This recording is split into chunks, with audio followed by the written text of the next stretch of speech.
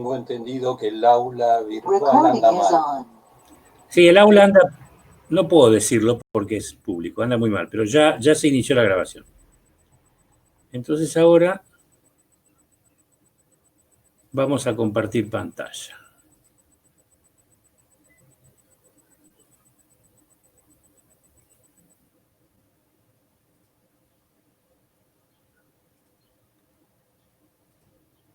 ¿Ven mi pantalla? Sí, profesor. Sí, profesor. Perfecto. Bueno, voy a pasar lo más rápidamente posible estas filminas, que son las iniciales. Y cuando lleguemos al momento donde arribamos el martes pasado, ahí haré la primera pausa para aclarar dudas o nuevas preguntas que pudieran haber surgido.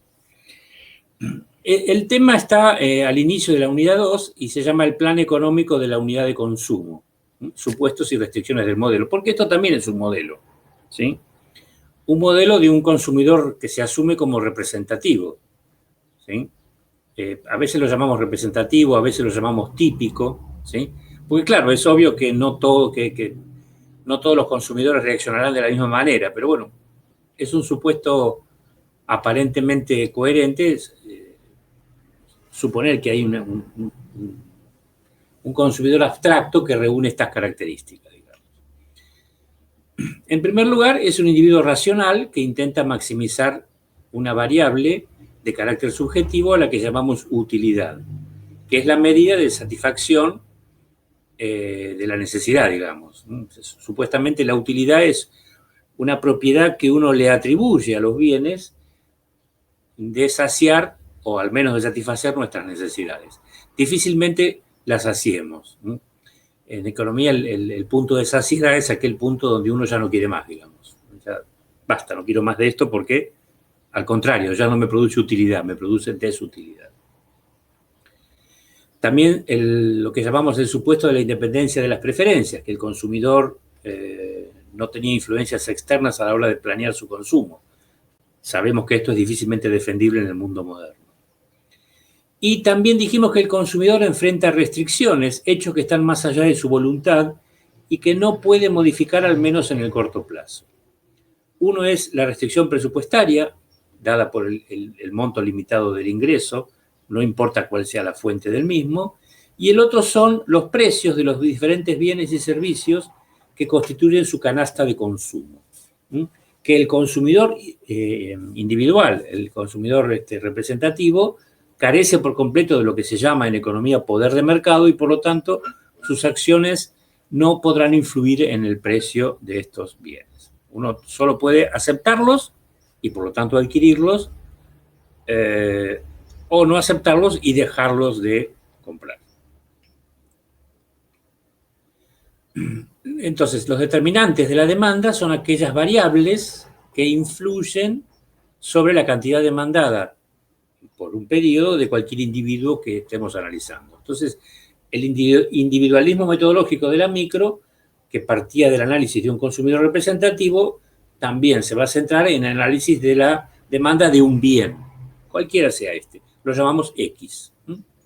Entonces, las variables que el consumidor tendrá en cuenta a la hora de planear su consumo, porque también dijimos que su consumo obedece a un plan, son el precio del bien en cuestión, el precio de los bienes relacionados, que dijimos que eran todos los otros bienes que componían su canasta de bienes, los gustos o preferencias del consumidor, que se suponen dados y constantes, y el ingreso o renta del consumidor. Más o menos estos determinantes o variables, de alguna manera, serían la representación simbólica de lo que dijimos sobre las hipótesis de la conducta del consumidor. Le hemos agregado 3 más que un poco nos alejan o bien de los mercados competitivos o bien del supuesto de la independencia de las preferencias. Bueno, antes de eso también le agregamos las expectativas. Esta es una variable que se empieza a tomar en cuenta recién después de los estudios keynesianos en la década del 40, porque hasta entonces se suponía que el consumidor representativo no tenía expectativas, o si las tenía, estas no afectaban su consumo presente. después la teoría se reformuló y dijo, bueno, está bien, aquellas expectativas que tenía, porque no es absurdo suponer que no tuviera expectativas sobre el futuro, se llamaban expectativas estacionarias. Entonces, las expectativas estacionarias previas a los análisis keynesianos suponen que, pase lo que pase, el consumidor no cambia su visión del futuro. Es un poco ingenuo suponer esto. Lo que pasa hoy afecta nuestra formación de expectativas y, por lo tanto, en función de lo que esperemos para el futuro, tomamos decisiones económicas hoy. Bueno, también tomamos decisiones de otro tipo, pero están fuera del estudio del campo disciplinar de la economía. Entonces, las otras variables que agregué eran la percepción de la calidad del bien en cuestión. Esto entonces nos habla de mercados con bienes diferenciados, no homogéneos, como dijimos en la clase pasada. Y la moda y la publicidad, que son elementos que sí afectan nuestra independencia a la hora de establecer las preferencias. Con todo eso es posible construir una función genérica de demanda que tiene esta forma, que se lee así: la cantidad demandada de X por unidad de tiempo, por semana, por mes, por año, etcétera, está en función de, que es lo que significa este símbolo, todo lo que está integrado entre paréntesis.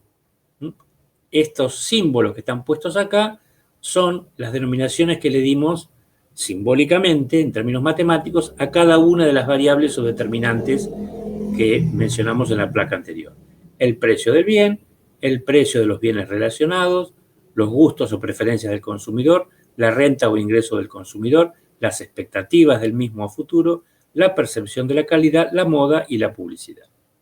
Esta es una función que es totalmente inmanejable, no solo en términos gráficos, sino también en términos matemáticos. Entonces, se suele recurrir a una especie de artificio matemático para hacer manejable esta función. Y ese artificio es la condición que llamamos ceteris o ceteris paribus, que es una expresión latina que significa manteniendo todo lo demás constante. Entonces, a todas las variables o determinantes que están encerrados en la llave de color rojo, que fíjense ustedes, son todos los determinantes de la demanda menos uno, que es este no está encerrado acá, le aplicamos esta condición. ¿Qué significa aplicar esta condición? Significa que durante el periodo de análisis, es decir, la unidad de tiempo implícita en esta función, los suponemos constantes, no cambian. En ese mes, por ejemplo, no cambian los precios de los bienes relacionados, no cambian nuestros gustos, nuestra renta, etc. Entonces, de esa manera, esa función se reconvierte en una función mucho más sencilla de manejar, que se lee de la siguiente manera: la cantidad demandada del bien X por unidad de tiempo. Acá en la teoría no especifico la unidad de tiempo. Cuando hagan un ejercicio, necesariamente le dirán si es por mes, si es por semana, si es por año, etc. Entonces, la cantidad demandada del bien X por unidad de tiempo de un individuo cualquiera, de nuestro consumidor representativo, depende ceteris paribus, o sea, depende, manteniendo todo lo demás constante, únicamente del precio del bien en cuestión. Entonces acá tengo una variable dependiente y una variable independiente. Tengo dos variables, con lo cual puedo hacer una representación gráfica en un plano de esta función. Entonces, esa es la importancia fundamental. La condición ceteris paribus es importante por dos motivos. Ese es el primer motivo. Después veremos el otro. Muy bien. Entonces, esta sigue siendo una función genérica de demanda, en la cual yo podría indicar la dependencia funcional o la relación funcional que hay entre estas dos variables. Porque esto lo único que me indica es que la cantidad demandada depende, ceteris paribus, del precio. ¿Cómo depende? Habíamos dicho que las variables tienen relación directa o inversa. Cuando tienen relación directa, ambas crecen o decrecen a la vez. Cuando tienen relación inversa, cuando una crece, la otra decrece. Bueno, parece muy razonable suponer que el signo que yo voy a poner acá, que simboliza esa dependencia, es un signo menos. Es decir, que la cantidad demandada tiene una dependencia inversa o una relación inversa con el precio. Es razonable suponer que a medida que el precio de un bien, cualquiera sea esta, disminuye, el consumidor representativo está dispuesto a demandar una mayor cantidad del mismo. A la inversa, también podemos decir que a medida que el precio del bien aumenta, permaneciendo todo lo demás constante, nuestro consumidor representativo está dispuesto a demandar cada vez menos. Eso después tiene un nombre, que es ley de la demanda, que ya lo veremos. La información que proporciona una función también la puede proporcionar una curva o una tabla de demanda. Obviamente que tiene que haber una relación muy estrecha entre estas tres formas de representar la misma cosa. Habíamos dicho que trabajábamos con funciones lineales del tipo y igual a menos bx. ¿Por qué menos acá? Bueno, porque hemos establecido ese tipo de relación funcional entre cantidad y precio. Obviamente que estos son términos genéricos en matemática, ¿no? Que en nuestro caso sería que la cantidad demandada dependerá del precio. Y estará acompañado por A y B, que son parámetros, que ya explicamos la clase pasada, que son ciertas constantes que acompañan a las variables y que representan las propiedades inherentes a las mismas. Habíamos llamado a A ordenada al origen y a B pendiente o tasa de crecimiento de la función.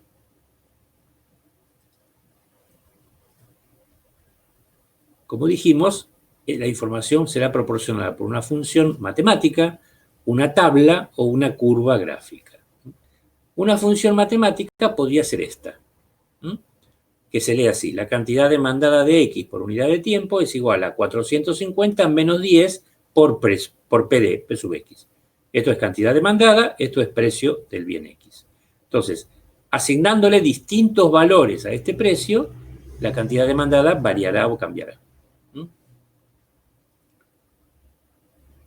Una tabla de demanda obedece a esta lógica. Suponiendo distintos precios, uno puede decir, bueno, la cantidad demandada, fíjense, la cantidad demandada crece a medida que el precio del bien decrece. O si ustedes quieren, a medida que el precio crece, la cantidad demandada decrece. Esa relación inversa que supusimos hace un rato. Esta tabla no está armada en función de esta función. Son valores arbitrarios que yo inventé. Lo que sí que le asigné esta primera columna, les di una denominación al punto que representa la combinación de precio y cantidad para poder hacer la representación gráfica en breve. Entonces tenemos la función, la tabla y ahora falta la curva. La curva se hace en un par de coordenadas cartesianas. Ese es el origen de coordenadas y también dijimos en la clase pasada que se suele invertir acá la forma en que aparecen las variables en el eje de abscisas y de ordenadas. Porque aquí se representa, fíjense ustedes, la variable independiente en el eje de ordenadas y la variable dependiente en el eje de abscisas. Al fin de la exposición, como lo prometí, diré por qué. Entonces, la curva de demanda tendrá esta forma. Como ustedes ven, expresa una relación inversa entre precio y cantidad, como ya hemos dicho. Por lo tanto, la curva tiene pendiente negativa. Llamamos a esta curva curva de demanda. Ahora estaríamos en condiciones de definir a tabla, función y curva de demanda. Pero antes que eso, quisiera decir esto. Demandar y comprar en microeconomía no son sinónimos. ¿Sí? La demanda es una intención que responde a esta pregunta. ¿Cuánto estaría usted dispuesto a demandar del bien X si su precio fuera de, no sé, 10, 20, 30, etc.? Entonces, la demanda es una intención. Bueno, si el precio fuera de esto, yo demandaría tanto en un mes. Por ejemplo, en mi familia, que nos gustan las manzanas rojas, ¿cuántos kilos de manzanas rojas compraría por mes si su precio fuera de? Y ahí imaginemos una lista de precios. La demanda es una intención. La compra o adquisición es un acto que solo se realiza en el mercado. Y el mercado todavía no empezamos a estudiarlo. Lo veremos más adelante. La función de demanda, como la que representamos en la diapositiva anterior, entonces, es la relación entre la cantidad demandada de un bien y su precio, bajo la hipótesis ceteris paribus. La curva de demanda, que es esta que está en este gráfico, es la expresión gráfica de la demanda. O sea, normalmente esta curva obedece a una función matemática y muestra las distintas cantidades de algún determinado bien o servicio que serán demandados durante un periodo de tiempo determinado para cada nivel de precio posible, ya sea por un consumidor o ya sea por el conjunto del mercado. En la gráfica siguiente lo explicaré detalladamente. Y por último, la tabla de demanda es una lista que muestra la cantidad demandada por un consumidor para cualquier precio posible. Entonces, la tabla de demanda de la diapositiva anterior la podemos representar en esta función. Fíjense, estos puntos que están acá son la representación de los puntos que estaban en la tabla. Por ejemplo, el punto K era cuando el precio es 0, la cantidad demandada era 100. ¿Sí? En el punto A era que cuando el precio que estaba representado acá era 100, se demandaba solamente una unidad. Fíjense ustedes cómo esto muestra que a medida que el precio del bien disminuye, la cantidad que se representa en este eje aumenta. La cantidad demandada aumenta. O si ustedes quieren, a medida que el precio del bien aumenta, como va mostrando el cursor, perdón, la cantidad demandada disminuye. Entonces, cada uno de estos puntos, bueno, es la representación, disculpen, acá están un poquito corridos, es la representación de lo que habíamos expuesto en aquella tabla. Y como ustedes ven, la curva de demanda tiene forma curvilínea, como su nombre lo expresa. Si recuerdo bien, hasta aquí llegamos el martes pasado. Así que entonces ahora hacemos la primera pausa y escuchamos preguntas o comentarios. Adelante, por favor.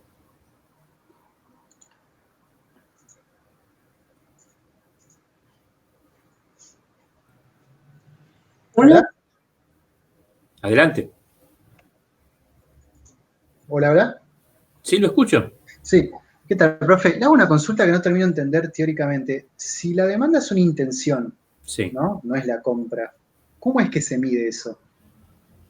¿Qué cosa? O sea, ¿cómo mide una intención? Ah, bueno. ¿Entiende? Bajo una hipótesis, digamos. En este caso es totalmente arbitraria. Ajá. Yo tiro datos, digamos. Pero usted podría interrogarse, hacer una cosa introspectiva, no sé, piense en cualquier bien, qué sé yo. ¿Le gusta el chocolate? Sí, Bueno, supóngase usted, es caro el chocolate, ¿no es cierto? sí. No sé cuál sería la unidad, qué sé yo, un shot, por ejemplo. ¿Le gusta el chocolate shot? Sí, sí, sí. Bueno, ¿cuántos chocolates shot por mes, consideremos que compra siempre del mismo tamaño, estaría dispuesto a comprar si vale, no sé cuánto vale, 200 pesos vale, más o menos? Por ejemplo. Por ejemplo. Y si vale 200 pesos, no sé, compraría uno por mes, pongámosle. Pero si valiera 100 pesos, y por ahí compraría dos. Y si valiera 50, se animaría y compraría tres. ¿Sí? Y si valiera 300, no compraría ninguno, supongamos. Claro. Bueno, imagine esto que he dado para un bien que, si usted quiere, es un bien superfluo, digamos, podemos pasarnos la vida sin comer chocolate. No sería lo mismo, pero pongámosle, imagíneselo para otro tipo de bien, más necesario. Obviamente, quienes diseñan las campañas publicitarias tienen en cuenta esto, hacen investigaciones sobre consumo y les preguntan a las familias. ¿Sí? Sí. Ahora, ¿para qué hacen eso? Bueno, tienen que tomar una muestra representativa para hacer una proyección al conjunto del mercado. Por eso los publicistas, que saben muy bien que los mercados no funcionan como en la parte gráfica, que vamos a mostrar nosotros, segmentan el mercado, por ejemplo, por escala de ingresos. ¿Me explico? Sí, sí. Entonces, habrá escuchado, por ejemplo, ABC1, AB, BB, BC, que son segmentos de la población que los marketineros lo dividen en función de los ingresos. El ABC1 es el máximo ingreso. Entonces, la publicidad dirigida a ese segmento motiva o estimula ciertas cosas. Los otros segmentos son de menores ingresos, por lo tanto, la publicidad tiene que ser un poquito diferente. Entiendo. Porque los ingresos afectan nuestra forma de ver la realidad, me temo. ¿Sí? Sí, entiendo. Bueno, Gracias. obviamente en estos ejemplos sencillos o en lo que usted puede encontrar en los textos son arbitrarios, son inventados. ¿Mm? Para hacer una estimación en un mercado hay que trabajar algunos meses, digamos, y comparar lo que esa muestra representativa declara con lo que en los hechos sucede. ¿Sí? Sí. Creo que más o menos es lo que le puedo responder a esa pregunta. Sí, perfecto. Bueno. Gracias. Otra pregunta. Una pequeña observación que recién hablábamos en la clase práctica, ¿no? Aquí tenemos un eje de coordenadas en el cual tanto la abscisa como la ordenada tienen los mismos valores de intervalos, pero se utiliza a escala diferente para una y otra. Prácticamente la de la abscisa es el doble que en la ordenada. Obviamente que uno es una cantidad y otro precio, Sí, pero quiero decir que los intervalos son igual, 0,20, 0,20, 0,40, sí, 0,40. sabe que no me había dado cuenta, recién ahora que usted me lo observa lo noto. Esto es simplemente por cómo el PowerPoint distribuye las cifras por defecto. Totalmente de acuerdo. Lo que pasa es que recién hacíamos mención a mantener primeramente constante los valores, los intervalos dentro de una variable, pero podría ser diferente del otro. Ah, sí, absolutamente. Los intervalos son iguales, sin embargo, la escala es diferente, ¿no? Interesante. Pero sí, entiendo lo que dice. Además, ocupar el ancho total de la página, con lo cual permite una mejor visibilidad. una mejor visibilidad, sí.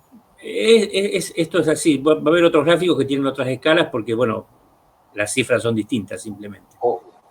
Pero le agradezco la observación porque la tendré en cuenta para futuras presentaciones. Pero bueno, el PowerPoint es rectangular, entonces no puede usar las mismas escalas, salvo que... No, pero comprimiendo esto tampoco resultaría. Y además, digamos, la forma de la curva de demanda quedó linda. Eso también quedó elegante. Eso también influye en esta elección. No es fácil porque obviamente usted se habrá dado cuenta que esto no es una función lineal. Entonces, por eso estos valores son inventados. ¿Sí? ¿Quedó claro? Sí, Bueno. A veces tengo una pequeña dificultad que no sé si es también de algunos otros compañeros. Hablar de función lineal o hablar de una línea curvilínea o rectilínea. Y eso puede inducir, a mí me induce un error. Yo hablo hablo de función lineal cuando es rectilínea únicamente. Cuando no lo es, hablo de función curvilínea. Pero obviamente esto no, si yo quisiera trasladar esto a una función matemática, no es una función lineal. ¿Sí? Tiene al menos 3 términos. Por eso no vamos a trabajar en la parte práctica con funciones de este tipo. ¿Sí? Lo que pasa es que esto, perdón, lo menciono solamente quizás sea para discutir en una clase práctica. Yo estaba leyendo el trabajo de Monchón, en página 12, segunda columna, está comparando una función curvilínea con una recta. Y dice, no podemos hablar de una única curva pendiente para una cierta lineal. Yo diría, o hay un error ortográfico. Es muy posible, sí, porque una función lineal tiene pendiente constante. Claro, exactamente. Eso lo definió en un párrafo anterior. Sí, entonces debería haber dicho, no debería decir curva no lineal, Lo vamos a revisar. También puede ser un error del autor. Sí. Yo espero que sea solamente ortográfico. Gracias. Por favor. ¿Alguna otra pregunta? Sí, hola, ¿qué tal, profe? Yo tengo una duda. Adelante. Porque no sé si escuché bien y anoté bien o escuché cualquier cosa. Lo que sería vertical, o sea, los precios del bien sería la variable dependiente No. A ver, en matemática siempre la variable que va acá es la variable dependiente. Pero en este caso, estamos en economía, hacemos una excepción. En esta gráfica, la variable independiente se representa en el eje de ordenadas. Es decir, el precio sigue siendo la variable dependiente y la cantidad es la variable dependiente. Lo que hacemos es invertir los ejes respecto a lo que se vio en la parte matemática. ¿Está bien? ¿Me expliqué? Sí, o sea, el bien sería la variable dependiente y el precio, o sea, No. El precio del bien es la variable independiente. bien, No el bien, sino la cantidad del bien. ¿Sí? La cantidad física del bien. sí, La cantidad de unidades. bien, Homogéneas entre sí. Ojo con eso también. Cuando hablamos de un bien, por ejemplo, el chocolate shot al que me referí recién, sí, tendrían que ser siempre chocolates del mismo gramaje, digamos, del mismo peso. claro. No puede comparar ese gigantesco con el chiquitito, no. No. Bien, bien. Claro, entonces la cantidad es la variable independiente y el precio la variable dependiente ahí. No, señorita. Al revés. Al revés. Ah, bien. El precio es la variable independiente o explicativa y la cantidad Listo. es la variable dependiente o explicada. Bien, dale. Gracias. Lo que se altera es la forma de representarlo. Ahora, Bien. si usted la representara de la otra manera, la curva igual tendría pendiente negativa. En eso no hay modificaciones. Bien. Dale. Gracias. Por nada. ¿Otra pregunta? ¿Podemos seguir entonces? Bueno, tomaré eso como un sí. Entonces, a pesar de que la forma verdadera de la curva de demanda es la que estaba en la gráfica anterior, por razones de conveniencia se prefiere trabajar con curvas de demanda lineales. Por ejemplo, esta que está expresada en esa función. Esta es una función lineal. Cantidad demandada de X por unidad de tiempo es igual a 500 menos 5 por el precio de X.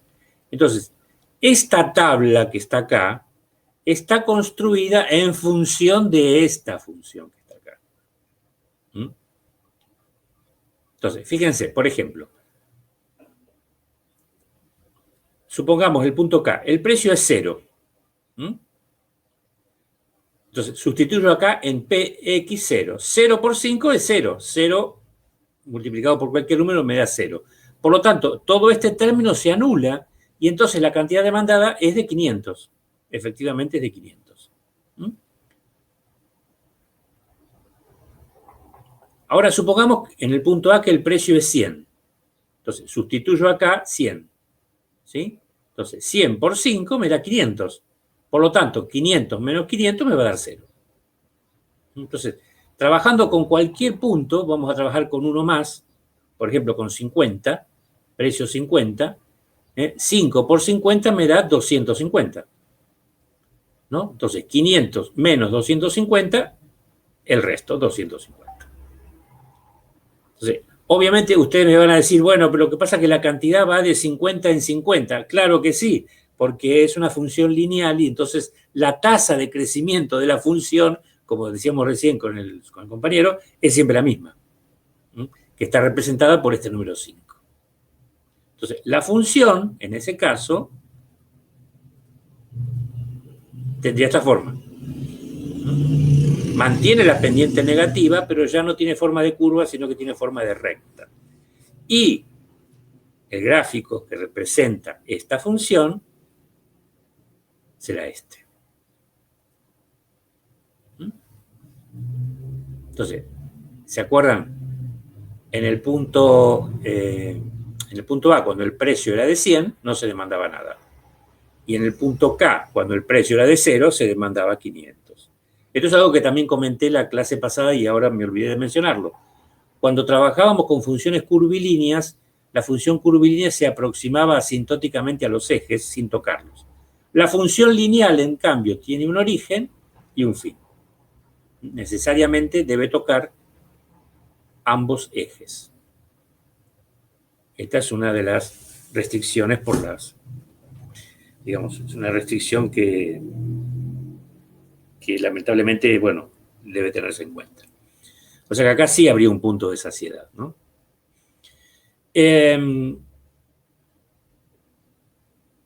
Las funciones lineales no solo son las más sencillas de trabajar en matemáticas, sino también en estadística, ¿eh? Hay un método de aproximación. No sé si los geógrafos tienen algún tipo de estadística. Un método que se llama de los mínimos cuadrados, por los cuales cuando hay una nube de puntos en cualquier par de coordenadas cartesianas, la forma más sencilla de aproximarlos a ellos es a través de una función lineal, cuyos parámetros, por supuesto, deben ser estimados con ciertas técnicas. Entonces acá tenemos una curva de demanda que tiene pendiente negativa, ¿sí? Pero que ya su forma ha cambiado, ahora es lineal o rectilínea. La pendiente es la misma. Esto significa que la tasa de crecimiento es la misma a lo largo de toda la función, no como pasaba en la otra función curvilínea.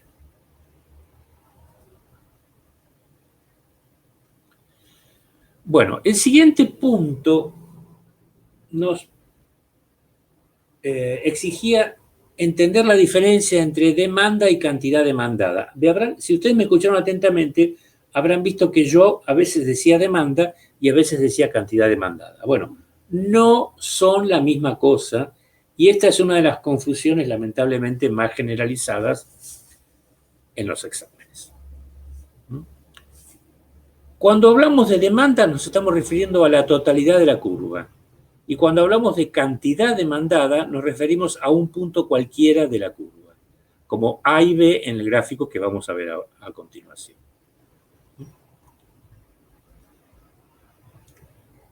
Voy a hacerlo lentamente. Presten atención, por favor. Vamos a ver si salió bien. Hasta ahí es lo que ya saben. Una curva de demanda, ahora sí, rectilínea o lineal. ¿Sí? Llamada demanda X. Voy a elegir un nivel de precios arbitrario, P sub 0. Lo elegí porque se me ocurrió. Muy bien. Trazo un segmento que va desde el precio, el precio se mide en este eje, recuerden, hasta la curva de demanda. Y a partir de la curva de demanda trazo otro segmento que va hasta el eje de cantidades. Ahí tengo la cantidad. Entonces, ese punto al que llamo A es una combinación entre un nivel de precios y una cantidad determinada.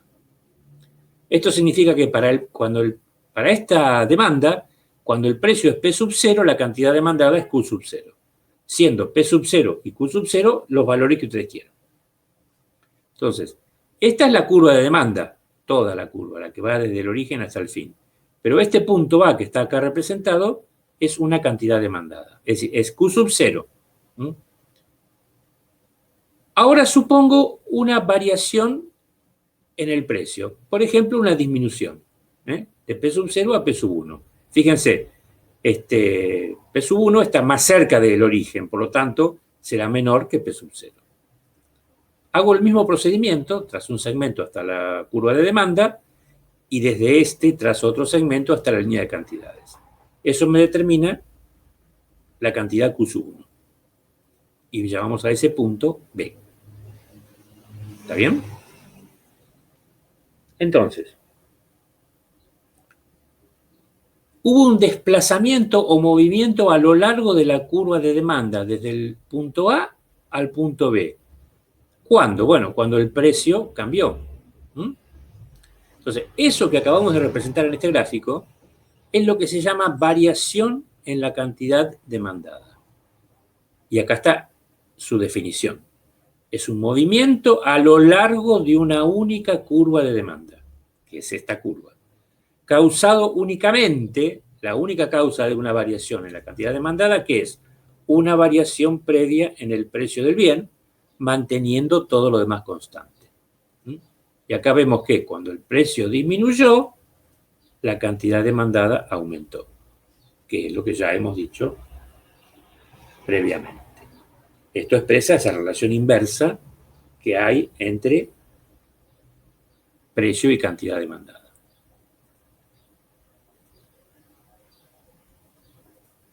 Entonces, esto que acabamos de explicar es una forma de mostrar una ley económica que ya había anticipado, que se conoce con el nombre de ley de la demanda. A medida, bueno, voy a explicar cómo está redactado esto. Fíjense, hay un término entre paréntesis, ¿no? Bueno, omitan el término entre paréntesis en esta explicación. A medida que aumenta el precio del bien, disminuye la cantidad demandada del mismo. Ceteris paribus. Ahora la volvemos a leer, pero con los términos, omitimos los verbos que están sin el paréntesis y mencionamos solo los verbos que están entre paréntesis. A medida que disminuye el precio del bien, aumenta la cantidad demandada del mismo, ceteris paribus, que es lo que representamos en este gráfico. Lo vuelvo a leer. A medida que disminuye el precio del bien, de P sub 0 a P sub 1, aumenta la cantidad demandada del mismo, de Q sub 0 a Q sub 1. Análogamente a lo que dije hace un ratito, Q sub 1 está más lejos del origen, por lo tanto es un valor más alto que Q sub 0. Parece razonable hacer una segunda pausa acá. Escucho sus preguntas.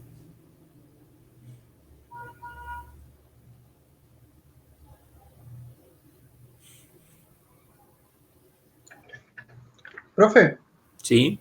solo a modo de aclaración, entonces si en un ejercicio te pregunta la cantidad demandada, es simplemente, en este caso viéndolo de gráfico, Q sub 0 o Q sub 1. Claro, bueno, probablemente ahí te den valores. Claro, por eso digo, numéricamente, si yo tengo que hallarlo, son ese punto o el otro. En este ejemplo, sí. Ahora, obviamente, entre A y B hay múltiples puntos. Cualquiera de estos puntos también será una cantidad demandada. Lo que pasa es que no tengo un valor de precios para referírtelo. ¿Está bien? Sí, sí. Siempre se toman algunos valores, digamos. Porque si quisieras tomar todo el campo de precios que hay entre 0 y este límite, y tendrías... No te alcanzaría el curso, digamos, para poder establecer las cantidades demandadas para cada uno de esos niveles de precios. Y carecería de sentido, porque en realidad los precios no varían de centavo en centavo, digamos. Por ejemplo, hoy me acabo de enterar, tengo que comprarle un termotanque para mi madre porque el calefón que tiene ya no da más. Y el muy taimado del plomero, ¿no? Como todos los gremios, muy taimado, me dice, bueno, sí, fantástico, pero cómprenlo hoy mismo, dice, porque la semana que viene aumenta un 30%.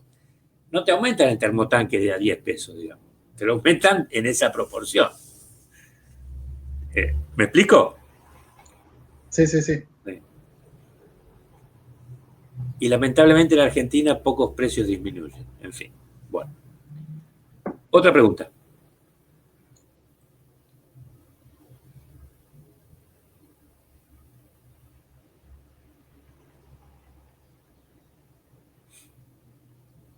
¿Puedo seguir? Bueno, tomaré eso como un sí. Entonces, ahora vamos a ver el tema un poquito más complicado, que es la variación de la demanda. Que como ustedes imaginarán, es un movimiento de toda la curva. Toda la curva se desplaza, ¿sí? Se mueve en el gráfico. Una variación de la demanda es un desplazamiento de toda la curva de demanda, debido a un cambio previo en cualquier determinante de la misma, excepto el precio. Y acá tenemos entonces un problema interesante. Y es que cuando cambia cualquier otro determinante, significa que estamos levantando o violentando, como ustedes quieran, la condición ceteris paribus. Porque si de otra manera no podíamos hacerlo. Por esa condición habíamos supuesto que todos los determinantes permanecían constantes. Y ahora estamos diciendo que cuando cambia la demanda es porque ha cambiado algún otro determinante. Bueno, entonces estamos levantando la condición ceteris paribus. Intentaré mostrarlo. Hacemos nuestro gráfico y hacemos una demanda, a la que ahora voy a llamar dx1. Elijo un nivel de precios arbitrario, P sub 0, y eso me determina una cantidad demandada, Q sub 0, y ese es el punto A. Ahora supongo que por alguna circunstancia que vamos a explicar en la fórmula siguiente, la demanda se desplaza hasta dx2. ¿Sí? Ahí tengo una variación de la demanda, no de la cantidad demandada. Fíjense ustedes que para el mismo nivel de precios P sub 0, ahora se demanda más, se demanda Q sub 1. Y estamos en el punto A'. Pero ¿cómo, profesor? Usted acaba de decirnos la ley de la demanda, según la cual, a medida que aumenta el precio de un bien, disminuye su cantidad demandada. O a medida que disminuye el precio de un bien, aumenta su cantidad demandada. Ahora resulta que usted acá me muestra otro gráfico donde, frente al mismo precio, cambia la demanda. ¿No viola esto la ley de la demanda? Respuesta, no.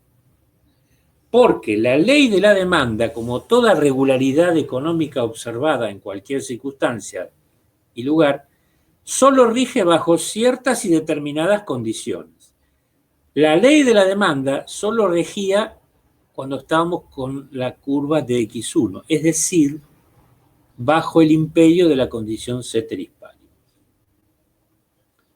Así que ahí tenemos, yo dije que la condición ceteris paribus era importante por dos razones.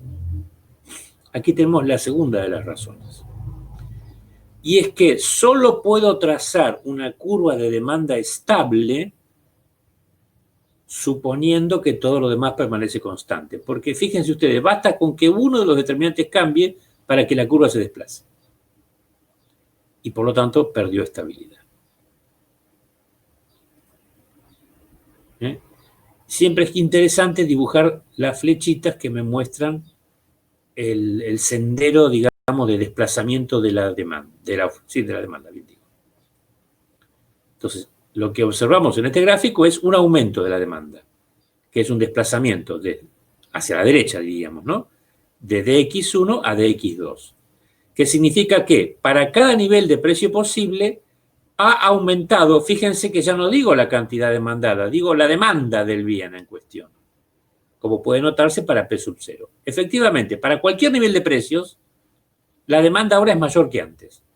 Por ejemplo, para este nivel de precios, antes la demanda era Q sub 0, ahora la demanda es Q sub 1. Fíjense que el precio no cambió, pero cambió otra circunstancia. Supongamos, aumentó mi ingreso. Aumentó mi ingreso un 50%. Entonces, en el ejemplo de antes de los chocolates Shot, el precio del chocolate Shot sigue siendo el mismo, pero yo ahora, como tengo más ingreso, estoy dispuesto a comprar más. Los escucho ahora.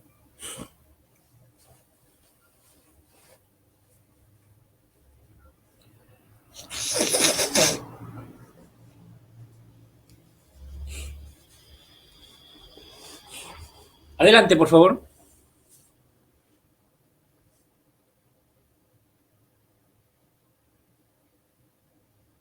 ¿Me escuchan?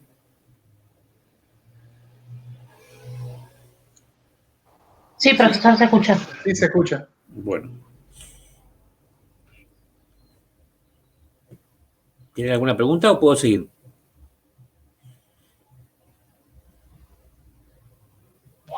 Yo no, gracias.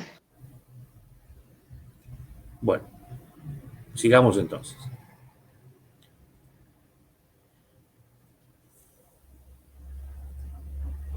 Vamos a ver ahora el caso contrario. ¿Mm?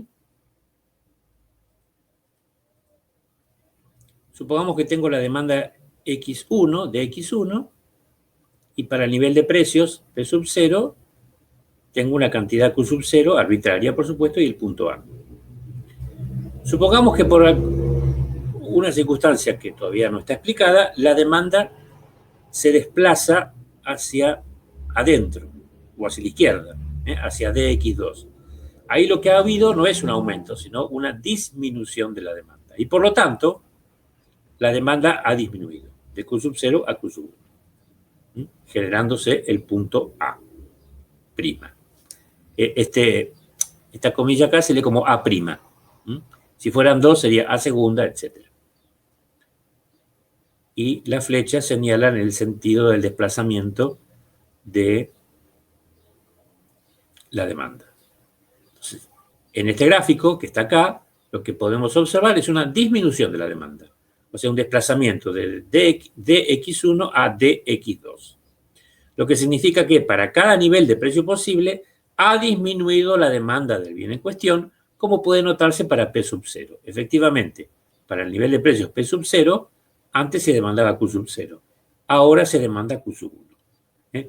Q sub 1 está más cerca del origen, por lo tanto es menor que Q sub 0. Se demanda menos. En el ejemplo de los chocolates Shot, si por ejemplo yo ganaba cierto ingreso y mi ingreso se reduce, bueno, pues ahora el precio del chocolate no ha cambiado, pero me veo obligado a comprar menos chocolate, lamentablemente. Con lo cual la vida será menos dulce. Al menos si a mí me gusta el chocolate. Entonces, ¿qué es lo que puede ocasionar un aumento de la demanda? Dijimos, un cambio en cualquier determinante de la demanda, excepto el precio. Como acabamos de ver, el precio no cambia. Por ejemplo, un cambio en los gustos o preferencias a favor del bien. Me gusta más que antes. O cambió mi estructura de gustos. Una campaña publicitaria exitosa, que lo pone al bien ahí. Por ejemplo, esto pasa mucho en productos para adolescentes o para niños. Si uno le pregunta a cualquier, bueno, ahora en pandemia no, pero antes le preguntaba a cualquier kiosquero qué es lo que más se vende, ¿no? En cuanto a golosinas o juguetes, y el tipo te va a decir aquello que hace publicidades en la televisión. O una alternativa, que el bien se ponga de moda. Se vende más. O mejor dicho, aumenta la demanda. Que aumenten los ingresos del consumidor, como en el ejemplo de recién, para bienes normales y superiores, o que disminuyan los ingresos del consumidor para los bienes inferiores. Cuando aumenta mi ingreso, estoy dispuesto a demandar más de bienes normales y superiores. Ahora, si disminuye mi ingreso, estaré dispuesto a demandar más de bienes inferiores. Bueno, en realidad no es que estaré dispuesto, en realidad me veo obligado a. Que mejore la percepción de la calidad del bien o servicio en cuestión. O sea, si yo asumo que la calidad del bien X es mejor, estaré también dispuesto a comprar más del mismo. No hace falta que esto se verifique en los hechos, alcanza con que yo lo crea, obviamente en el corto plazo. Que se modifiquen las expectativas a futuro del consumidor. Aquí solo podemos decir esto, ¿no? Habría que precisar de qué tipo de expectativas se tratan, porque en algunos casos un cambio en las expectativas aumenta mi demanda presente y a veces un cambio en las expectativas los disminuye. Necesitaría que me den algún ejemplo un poquito más concreto para poder dar algún tipo de precisión al respecto. Y por último, la relación con el precio de los bienes relacionados. Que aumente el precio de un bien sustituto en la demanda. ¿Sí? Esto lo vamos a ver en otra filmina un poquito más detalladamente. Por ejemplo, supongamos que té y café son sustitutos casi perfectos en la demanda. Si aumenta el precio del té, ¿sí? La cantidad demandada de té va a disminuir. Pero ¿qué va a pasar con el café? Bueno, su demanda probablemente aumente. aunque el precio del café no cambie. Obviamente esta probabilidad es tanto más efectiva cuanto mayor sea el grado de sustituibilidad que tengan los bienes entre sí. Hay sustitutos muy cercanos y hay otros que son un poco más lejanos. O que disminuya el precio de un bien complementario en la demanda.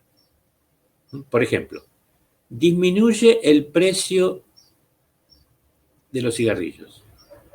Por lo tanto, el público fumador aumentará la cantidad demandada de cigarrillos. ¿Qué va a pasar con la demanda de encendedores? Probablemente aumente, porque habrá que encender más cigarrillos que antes. Bueno, ahora sí, hacemos una pausita acá y respondemos preguntas.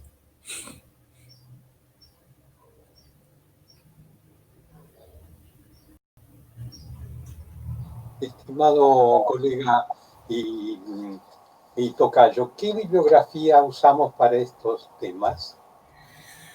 Bueno, aquí cualquiera de los 3 manuales que están subidos en las páginas indicadas, si usted se fija va a encontrar se llama Introducción a la Demanda, 2 hojitas que están subidas, y ahí están indicadas las páginas las cuales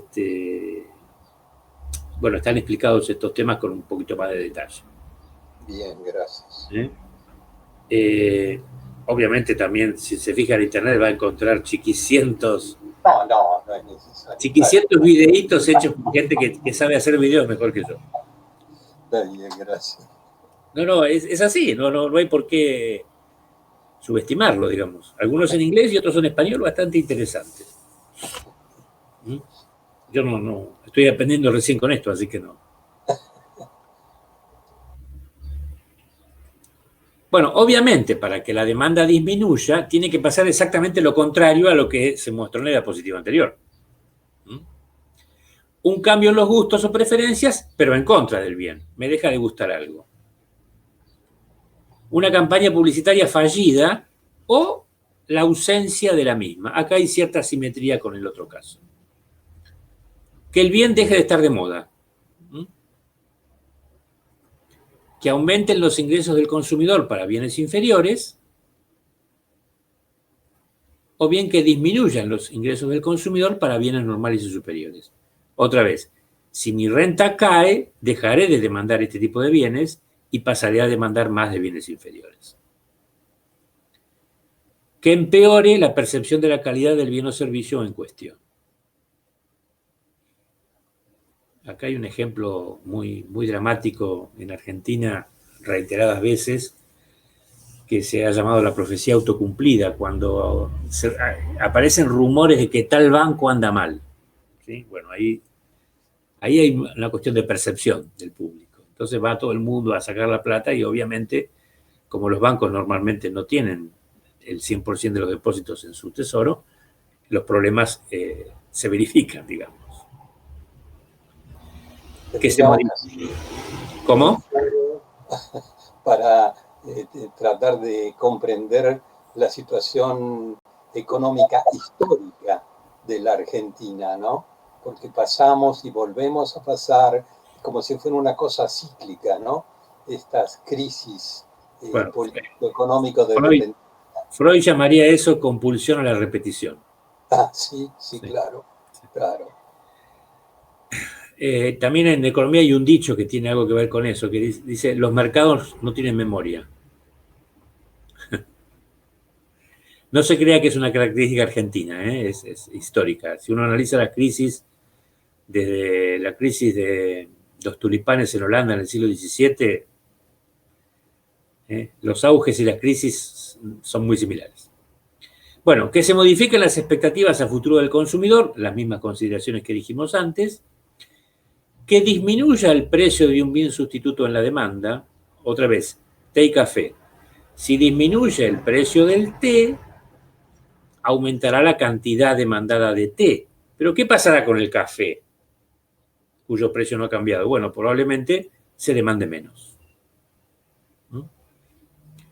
O que aumente el precio de un bien complementario en la demanda. Otra vez, ¿Qué pasa si aumenta el precio de los cigarrillos? La cantidad demandada de cigarrillos va a disminuir por ley de la demanda. Pero ¿qué va a pasar con la demanda de encendedores? Y probablemente disminuya, que es lo que estamos viendo, porque se van a tener que, o será necesario encender menos cigarrillos.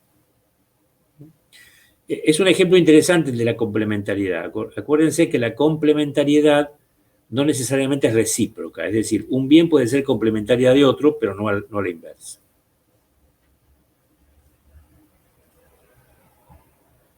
Bueno, ¿qué pasa en este caso? Dijimos que lo íbamos a ampliar un poquito, entre los bienes sustitutos y complementarios. Era una de las clasificaciones, ¿se acuerdan? Los bienes, según su relación con la necesidad, eran sustitutos, complementarios o independientes. Son sustitutos cuando sustituyen la misma necesidad y por lo tanto compiten por la misma demanda. Son complementarios cuando son de demanda conjunta y son independientes cuando no guardan relación entre sí. Obviamente, cuando no guardan relación entre sí no hay nada que decir. Pero cuando son sustitutos o complementarios, algo pasa. Entonces, hemos establecido que cambios en los precios de un bien sustituto o complementario en la demanda generan cambios en la demanda del bien considerado. Según el siguiente detalle. Bueno, aquí el mismo tipo de lectura que hicimos hace un rato. Primero voy a obviar lo que está entre paréntesis. Un aumento del precio de un bien sustituto genera una disminución en la cantidad demandada de ese bien, del bien sustituto, y por ende un aumento en la demanda del bien considerado. Lo repito. Un aumento del precio de un bien sustituto, por ejemplo del café, genera una disminución en la cantidad demandada del mismo, es decir, de café. Y por ende un aumento en la demanda del bien considerado. ¿Por qué pasa esto? Porque si los bienes son sustitutos cercanos, normalmente el consumidor que intenta maximizar su satisfacción preferirá orientar su consumo hacia el bien que se ha abaratado en relación al otro y dejar de consumir el bien que se ha encarecido en relación al otro. Porque el consumidor tiene cierta idea, aunque no sepa nada de economía, de lo que se llama precio relativo, es decir, la relación entre un precio y otro. Por ejemplo, cuando yo iba al Roca a tomar café, bueno, el café costaba X cantidad de pesos y yo podía pedir una media luna, por ejemplo. ¿Sí? Entonces, siempre tenía presente qué relación había entre el precio de la media luna y el precio del café. Es obvio que la media luna no podía costar lo mismo que el café, salvo que tuviera algún tipo de aderezo o preparación o complemento especial, qué sé yo, una media luna con jamón y queso, tostada, ¿sí? La otra lectura sería con lo que está entre paréntesis. Una disminución del precio de un bien sustituto genera un aumento en la cantidad demandada del mismo. Si baja el precio de los cigarrillos, su cantidad demandada aumenta. Y por ende, una disminución en la demanda del bien considerado. Ah, no, me equivoqué de bien. Vamos de vuelta. Una disminución del precio de un bien sustituto, del café, por ejemplo, genera un aumento en la cantidad demandada del mismo. Si baja el precio del café, se demanda, aumenta su cantidad demandada. Y por ende, una disminución en la demanda de té, por ejemplo, que es el bien alterno al otro. Y una pregunta. Sí. Cuando el bien sustituto, no, más barato, genera más demanda, ¿no terminaría aumentando su precio y puede que llegue a un punto donde supere el precio? En el mercado sí, señorita. Pero una cosa es lo que estamos estudiando, las relaciones de la demanda. Cuando veamos el mercado vamos a ver qué pasa. Porque es cierto, usted tiene razón y la felicito por eso. Cuando la demanda se desplaza en el mercado, algo pasa. Claro. Por ejemplo, supóngase, yo le doy este ejemplo que usted intuitivamente lo va a entender. Un bien se pone de moda. ¿Qué pasa con el precio del bien? Aumenta. Y obviamente. Pero eso pasa en el mercado. ¿Sí? En cambio, cuando el bien deja de estar de moda, ¿qué pasa con su precio? Termina bajando eventualmente. Porque, bueno, esto pasó porque cuando el bien se pone de moda, aumenta su demanda. Y cuando el bien deja de estar de moda, disminuye su demanda. Claro. Pero esto no es solo por la demanda. Esto es por el juego entre demanda y oferta. Que Claro. todavía de oferta no sabemos nada. Bien. Pero está muy bien, su intuición es acertada. Felicitaciones. 5 puntos para Gryffindor por eso. Soy de Slytherin, la mentira. Ay, no, no, ¿cómo va a ser sangre pura? No, no hay sangre pura, somos todos mestizos, señorita. ¿Se hizo el test en la página de Harry Potter? Sí. Ah, lo sé por mis hijas. Bueno, vamos a los bienes complementarios. Un aumento del precio de un bien complementario genera una disminución en la cantidad demandada. Por ejemplo, aumentan los cigarrillos